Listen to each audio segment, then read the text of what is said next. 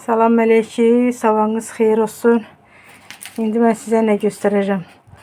Soğanı seçəndə soğanın içindən belə cücərmiş soğanlar tapdım. Turlamağa hayfım gəldi. İndi bunları bir qablara bastıracağım. Qəşəng. Sonra güvərəndə də kəsib yeyəcəyik inşallah. Çox bastırmaq lazımdır. Biraz torpağa keçdi. Kökü yeter. Bakın ne güzel de olur. Adam hayfi gəlir turlamağa.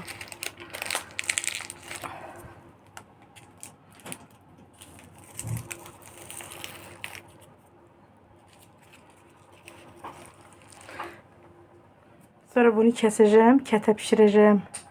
İnşallah. Pendirli, şoru. Qəşəng qutab qarırım. Görək bunu da yerləşdirə mi?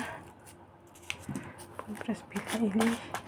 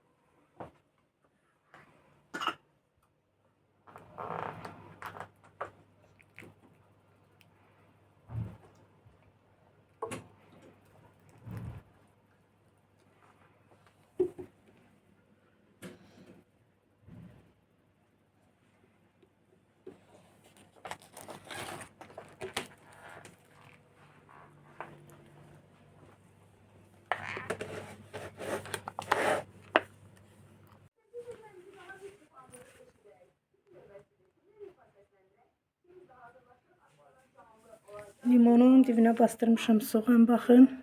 Hemen gösterdiğim kimi qablara bayaq bastırdım.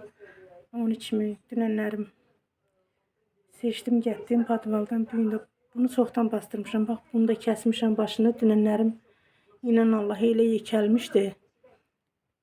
İçinə də pendir, nə bilim bu soğandan doğradım, qatdım qəşəng.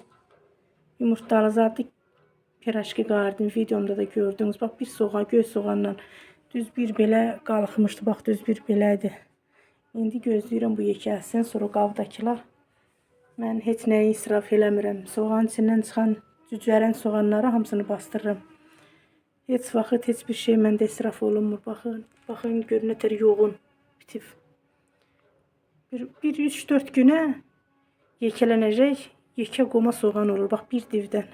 Baxın. Allah Taala israf eləyənləri sevməz, ona görə mən heç bir şey heç vaxt israf eləməm.